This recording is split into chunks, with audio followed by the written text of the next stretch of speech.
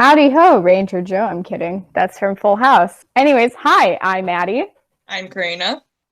and this is Everything But the Fairy Tale Sink. You might notice my background is a little different. I am currently at home for the summer, even though this episode comes out September.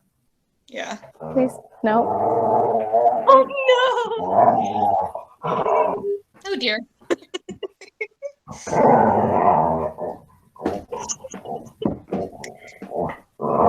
Giant goblin. Anyways, now that that's over, this week we are talking about the Hawaiian legend of the Night Marchers, which, like I said last week, it'll be a little bit on the shorter end, but I find it really interesting. So, yeah, I'm excited. Recommendations. Oh, had mine. Oh, right. Well, this is ironic.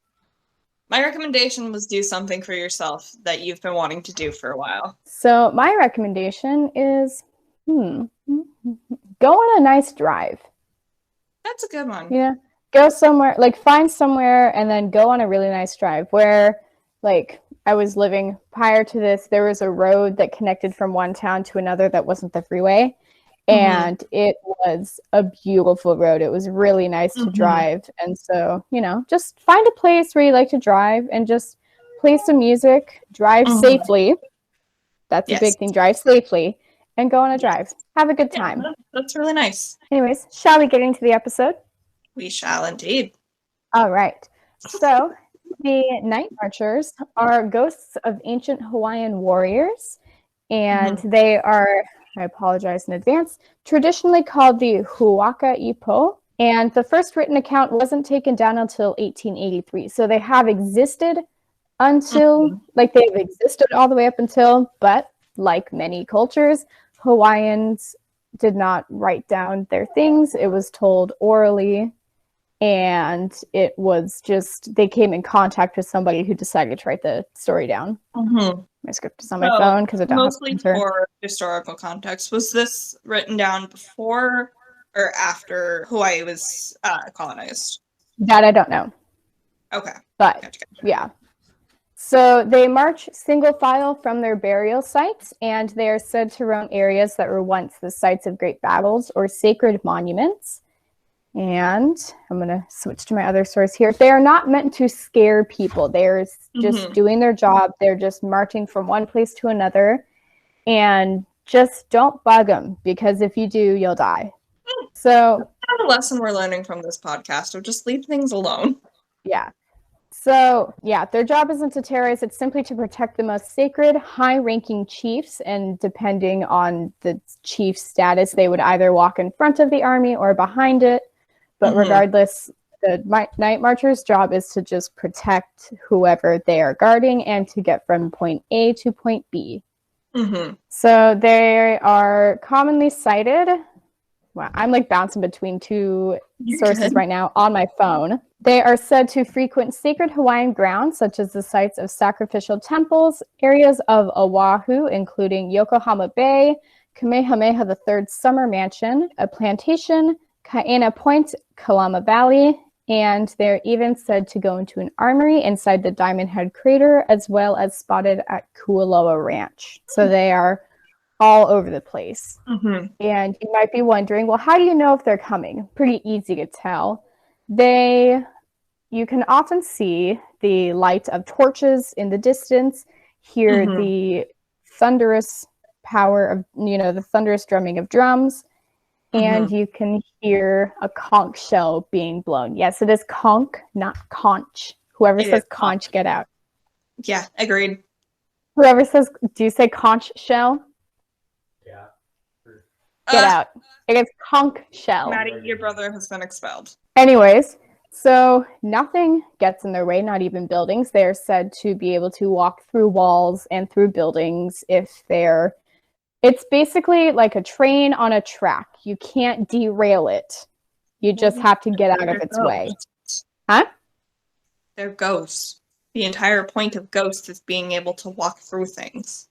Yeah, but you can't, like... Yeah, I know what you mean. Yeah. All right, buddy, come on up. You can see his nose. He wants to get up on the couch.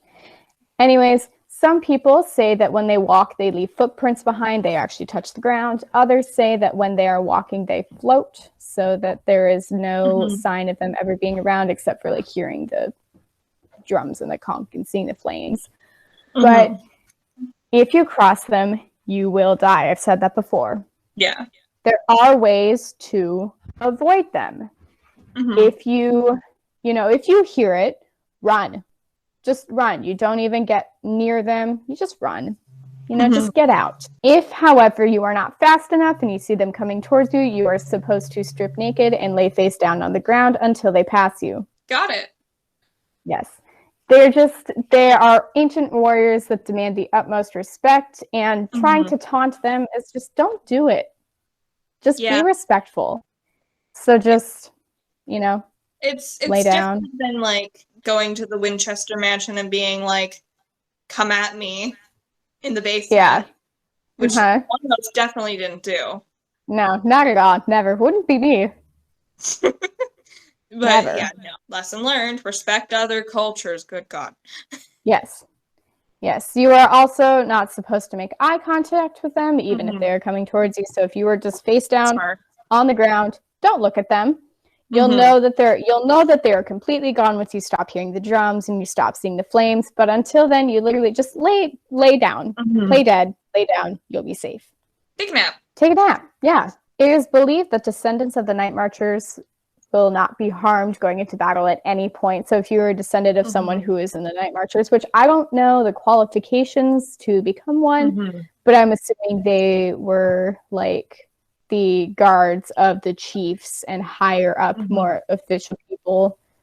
But that could just be my assumption. I don't really know. Hawaiians grow tea plants to protect themselves from Night Marchers so they won't pass through their homes at all.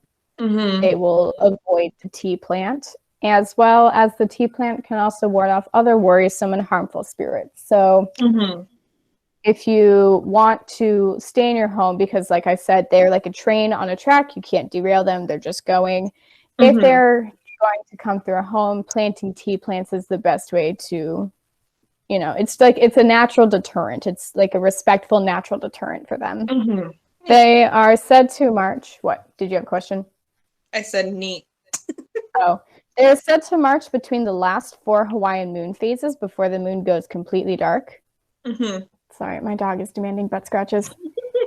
But yeah, that's really all I have for this week. Like I said, it is a little on the shorter end. However, I found it extremely fascinating because, really cool. I am someone who will go to a place and say, hey, ghosts, come at me. But Night Marchers demand respect, and therefore you should respect them. Don't mess with things you don't understand, and don't mess with beings that demand your respect. Yeah. Moral of the story. Don't be a jerk. Don't be a jerk. If you're a snitch, you're gonna end up in a ditch. Yeah. And we're going to have to start paying Paul Bettany royalties. We are. I doubt Paul Bettany will ever find us. No. Probably we are not. Small and insignificant. Anyways, what's coming up next week? Coming up next week. Totally. We're talking about the Irish legend of leprechauns. It'll be kind of short and sweet. We're doing a very brief overview because honestly, we've already filmed 2 episodes today and I'm tired. It's also another trickster. Shh. Was not intentional. And also, that's not their main purpose. That's true. Anyways, wishes. My wish for you, oh gosh, is that you get a good night's sleep. Honestly. That's a good one. Sleep is important. Yeah. My wish is that if you're trying to do something, anything, your dog doesn't demand butt scratches. Lincoln. He's like, wait. Anyways, incentive before we get into the outro. If we hit 50 subscribers here and 50 followers on Instagram, I will buy a giant cardboard cutout of Loki and he will live in the back end of the videos. If we hit 100, we're not sure what we'll do yet because I've said a bunch of different things at a bunch of different points. Stop crying. It will either be buying a Thor cardboard cutout or, something like that. Yeah.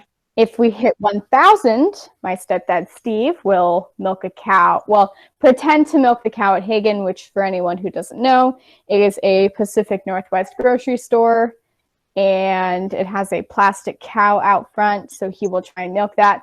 And if we get ad revenue at any point, at any time, Karina will buy a One Direction tapestry. I'm gonna regret it, but yes. Yeah. And yes, we both need grocery money, but... That's why we said ad. Bye!